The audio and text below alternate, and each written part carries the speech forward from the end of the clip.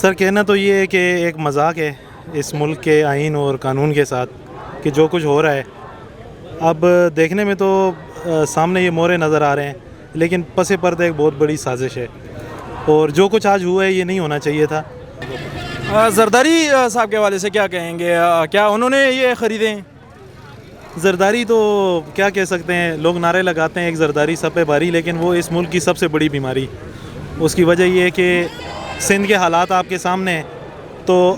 اگر اتنی غربت ہے وہاں پہ تو یہ پیسہ جو اتنا آتا ہے اور ان لوگوں پہ خرچ ہوتا ہے، جو کروڑوں اور اربوں کے حساب سے بولیاں لگاتے ہیں زرداری صاحب، یہ کہاں سے آتا ہے؟ یہ ہم ہی لوگوں کا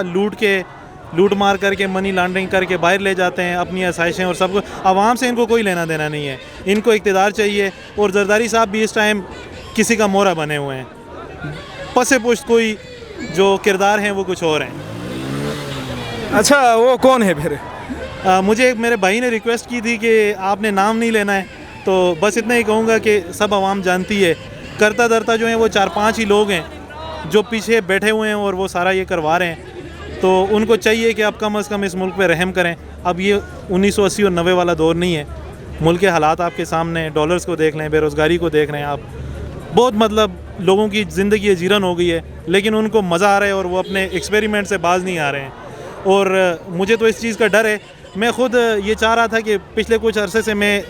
پی ٹی آئی کے اس احتجاجی پروگرام میں شرکت نہیں کر رہا تھا، اس کی وجہ یہ تھی کہ کوئی کلیئر کال ملے، سری لنکا والی کال ملے تو پھر مزہ آئے، اور عوام اس ٹائم بالکل اس کے لیے تیار ہے، اور خان کی یہ جو ہے نا وہ خوبی ہے کہ اس نے سنبھال کے رکھا ہوا ہے ابھی تک روک کے،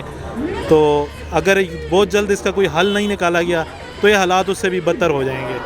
کوئی نہیں بچے گا اس میں۔ کیا آپ کو لگتا ہے ہمارے جو حالات ہیں اس وقت وہ سری لنکا کے جیسے جا رہے ہیں؟ بالکل اسی طرف جا رہے ہیں، بالکل اسی طرح ہوا ہے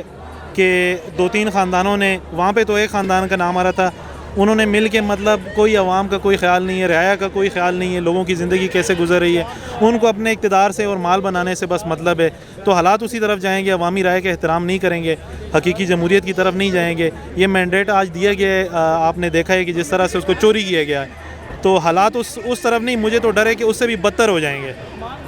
بہت شکریہ بھائی جان۔